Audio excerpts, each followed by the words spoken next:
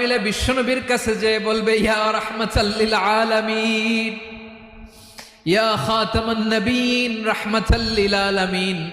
দেখেন আমাদের কি অবস্থা, কি কঠিন বিপদে আমরা আছি, দাঁড়াতে পারি না, সূর্যের আলোতে ঘেমে হয়রান। আজকে কেউ সুপারিশ করতে পারবে না। সব নবীরা অপারগতা স্বীকার করেছে, তারা বলেছে আপনি ছাড়া কেউ নাকি আল্লাহর সামনে দাঁড়াতে পারবেন না, আপনি একটু সুপারিশ করেন।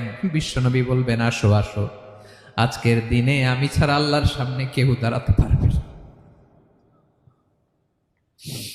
বিশ্বনবী মাকামে মাহমুদে যে আল্লাহু আকবার বলে সিজদায় লুটিয়ে পড়বেন,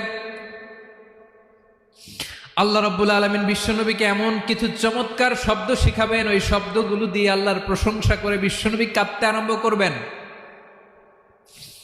বিশ্বনবী এমন ভাবে অজর দ্বারায় সিজদায় লুটিয়ে পড়ে কাঁদবেন, রব্বুল আলামিনের রহমতের দরিয়ায় জোশ লেগে যাবে।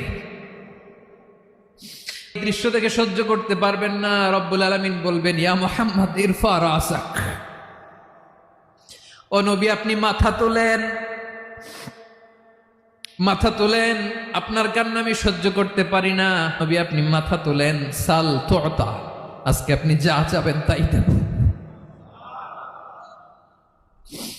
নবী আপনি সিজদা থেকে মাথা তুলেন, সাল তুতা,